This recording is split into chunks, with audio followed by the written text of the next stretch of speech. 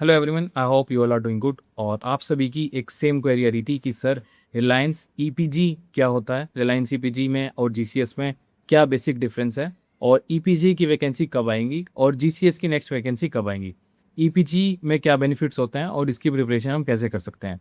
तो ये basic basic doubts थे, और इसके लिए now I am creating this video and I am sharing my knowledge as best I can. So now starting with, देखो EPG मैं पर्सनली आपको बताऊंगा कि रिलायंस सिक्योरिटी फील्ड में सबसे बेस्ट, सबसे टॉप नोच जॉब होती है।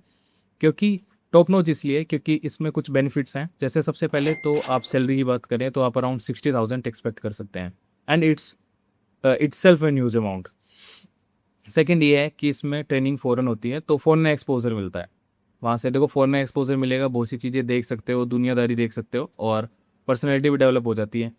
थर्ड ये है कि इसमें क्या कहते हैं, टॉप नॉच इसमें जो है आपको अलाउंस और बेनिफिट्स मिलते हैं, हेल्थ बेनिफिट्स मिलते हैं, फिजिकल अलाउंस मिलते हैं, और बहुत सारी फैसिलिटीज़ मिलती हैं। और ओवरऑल लाइफस्टाइल काफ़ी ज़्यादा अच्छा होता है। इवन पर्सनली बताऊं तो जीसीएस से फार बेटर है, क्योंकि जीसीएस सिक्योरिटी एग्जीक्यूटिव से फार बेटर है, क्योंकि जीसीएस सिक्योरिटी एग्जीक्यूटिव के और से ज़्यादा पे स्केल है और अलाउंस भी ज़्यादा है, इसीलिए।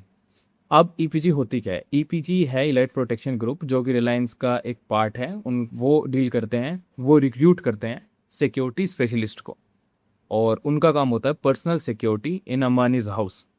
हाउस प्रोटेक्शन टीम में होते हैं, या फिर जो उनके पर्सनल एसेट्स हैं उनकी प्रोटेक्शन के उनकी प्रोटेक्शन में होते हैं। इसके लिए आप सबसे पहले, ये जॉब नोटिफिकेशन आपको मिलेगी कहाँ पे? इसमें मैं आपको रेफ़र करूँगा, एक रिलायंस जीसीएस का ऑफिशियल इंस्टाग्राम हैंडल है और ऑफिशियल उनकी वेबसाइट है, उस पे ये पोस्ट डलती हैं। हर एक जॉब नोटिफिकेशन के लिए मैं आपको रिकमेंड करूँगा कि ऑफिशियल सोर्स हमेशा फॉलो करो। और बाकी आप चैनल को सब्सक्राइब कर सकते हो। जैसे ही फॉर्म फिलिंग स्टार्ट होती है हम आपको इस चैनल के थ्रू आपको अपडेट कर देंगे। लेकिन फिर बात वही है कि हमेशा ऑफिशियल सोर्स को फॉलो करो, नोटिफिकेशन को कम से कम 2 से 3 बार रीड करो, और उसे पूरा समझो, एलिजिबिलिटी को अच्छे से चेक करो, और फिर फॉर्म अप्लाई करो। इसके लिए अब मैं आपको बताता हूँ कि इसमें सबसे क्रूशियल पॉइंट क्या है। बहुत सारे मेल और फीमेल इसमें एलिजिबल नहीं होंगे, क्योंकि इसमें कंपटीशन में आपको बताता हूँ, जीसीएस के कंपैरिजन में ईपीजी में मेल में कम कंपटीशन रहता है, फीमेल में कंपैरेटिवली हाई कंपटीशन रहता है। और इसमें मैं ये इसलिए कह रहा हूँ क्योंकि मेल के लिए 6 फीट हाइट रिक्वायरमेंट है। 6 फीट हाइट होती है 182.88 सेंटीमीटर। तो मेक श्योर आप 183 हो तो आपके लिए बेस्ट है। सेकंड, फीमेल के लिए हाइट होती है 162.56 सेंटीमीटर, जो कि अराउंड 5 फीट 4 इंच है। ये क्राइटेरिया मैंने आपको लास्ट टाइम के अकॉर्डिंग बताया।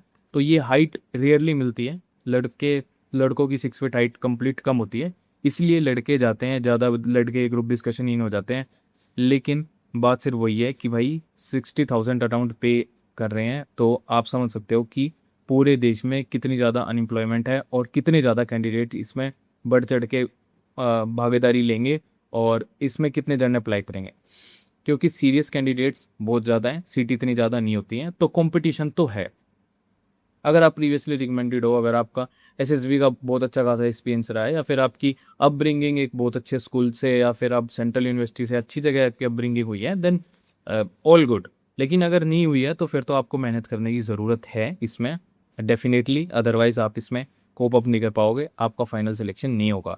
क्योंकि कंपटीशन तो है ही। देखो आप समझ सकते हो कि इतना ज़्यादा पे कर रही है वो भी फ्रेशर को, तो कितने फ्रेशर्स होंगे जो विलिंग हो गए करने के लिए। जितने बच्चे जीसीएस के लिए अभी गए हैं, जिनकी जिनकी 6 फीट हाइट है, वो तो ज़रूरी अप्लाई करेंगे भी, क्योंकि करना भी चाहिए।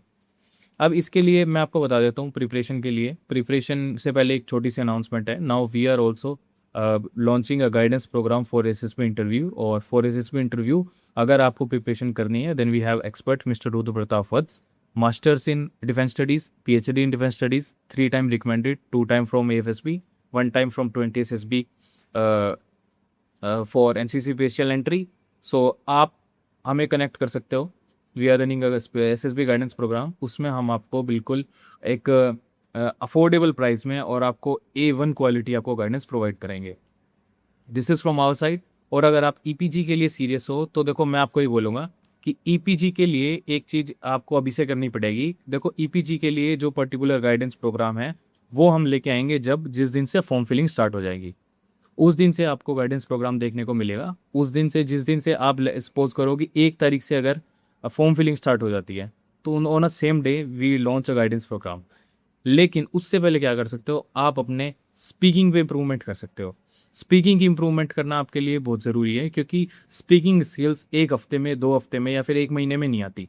इसके लिए we are running a special guidance program and we called as power of expression batch, where we are working on your power expression. This is not about only English. इसमें हम आपकी communication skill, Hindi as well is English, कैसे अपनी बात को सामने रखना है वो आपको सिखाते हैं। और ये batch for power expression batch starting from today only, और अभी से स्टार्ट हो गया है। इसमें आप किसी भी टाइम एनरोल कर सकते हो। आपका मंथली सब्सक्रिप्शन रहेगा, और बिलीव मी काफ़ी प्रैक्टिकल तरीका है। इसमें हम आपको एक पर्टिकुलर पैराग्राफ देते हैं, आपको रीड करना होता है, ग्रुप में नरेशन करनी होती है उसकी।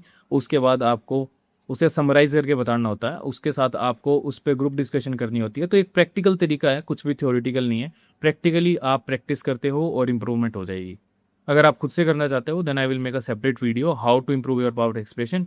खुद से भी आप कर सकते हो, but if you need expert guidance with a group, you want to practice with group, then we are a best and suitable option.